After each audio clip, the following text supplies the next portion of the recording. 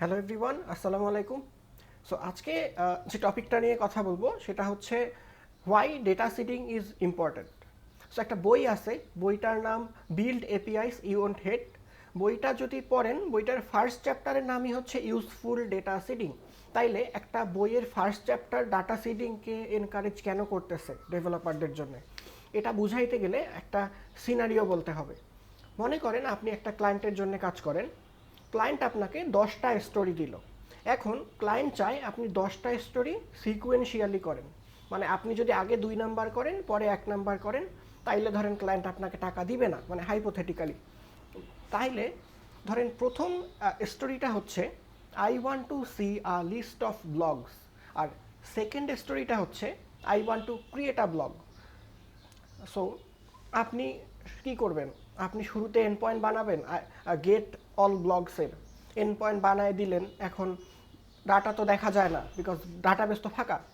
So আমি হইলে যেটা করতাম, আজকে থেকে 1 মাস আগে আমি হয়তো ক্লায়েন্টের সাথে বলতাম যে না, আমি আগে ক্রিয়েট ব্লগ করতে চাই, তারপরে গেট ব্লগ করতে চাই। তাইলে আপনি ক্রিয়েট করার পরেই ক্রিয়েটেডটা দেখতে পারবেন। এভাবে আমি একটা আর্গুমেন্টে যাইতাম। আর্গুমেন্টে গেলে যেটা হইতো, ক্লায়েন্ট আমার উপরে ডিস্যাটিসফাইড হইতো যে বলি একটা করে আরেকটা।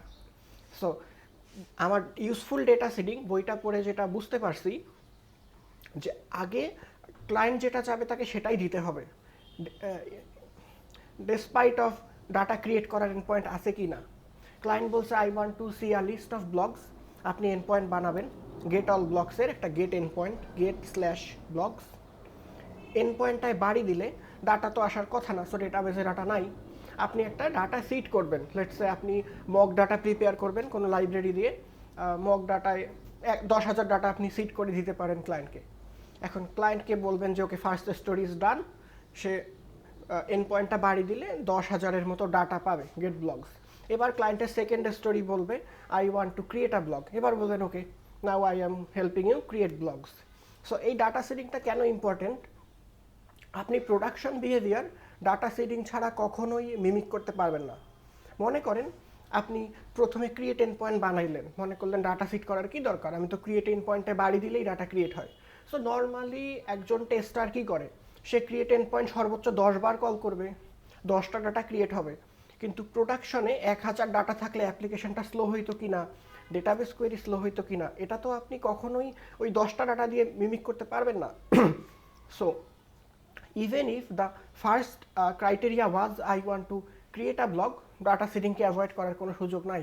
Also to make the client happy, to make the client see that okay দেখো 10,000টা ব্লগ থাকলে তোমার অ্যাপ্লিকেশন কীভাবে বিহেভ করে, ডাটা সেটিং করতেই হবে। So this is it.